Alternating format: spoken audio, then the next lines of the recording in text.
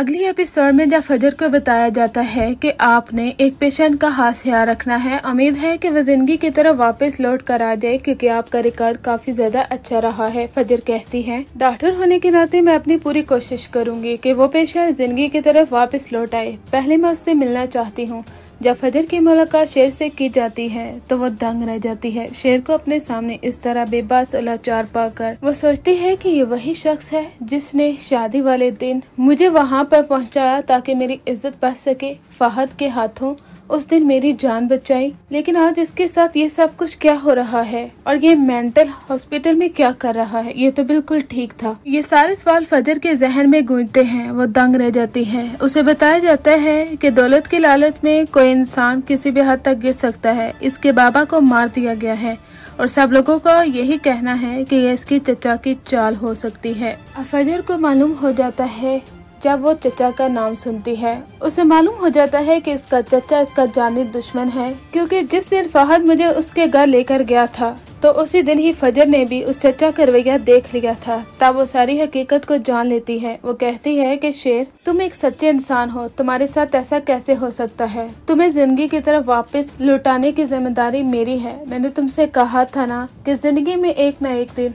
इस एहसान को जरूर वापस लौटाऊंगी जब तुमने मेरी फहद से जान बचाई थी। शायद अब वो वक्त आ चुका है जब मैं तुम्हारी हिफाजत करूंगी। इधर जब फजर के बाप को मालूम होता है वो दंग रह जाता है। वो कहता है कि फजर, तुम जानती हो ना कि तुम्हारी मेरे सामने वो इज्जत नहीं रही जो पहले थी। अगर तुम चाहती हो कि तुम्हारा खोया हुआ मकाम मेरे सामने वापस आ जाए तो इस शख्स को जान से मार डालो, क्योंकि ये मेरे दुश्मन का बेटा है। मैं इसे मरा हुआ देखना चाहता हूँ जिसने हमारी इज्जत को इस तरह से नीलाम किया। फजर कहती है कि बाबा, एक बात तो ये कि आपकी बेटी की इज्जत को नीलाम करने वाला कोई और है। उसका नाम फहद है, शेर नहीं। शेर ने तो मेरी जान बचाई थी। पता नहीं क्यों आप उससे दुश्मनी मोल ले चुके हैं। अगर आपकी उनके घर से दुश्मनी है तो इसका मतलब ये नहीं है कि आपकी उनके हर बेटे से दुश्मनी होगी। लेकिन फजर को मजबूर किया जाता है कि वो शेर को जान से मार डाले, लेकिन फजर ऐसा नहीं करने वाली। वो सिर्फ और सिर्फ प्रिटेंड करेगी कि हाँ, वो शेर का ख्याल नहीं रखेगी। हालांकि अब फजर शेर से मोहब्बत कर बैठी है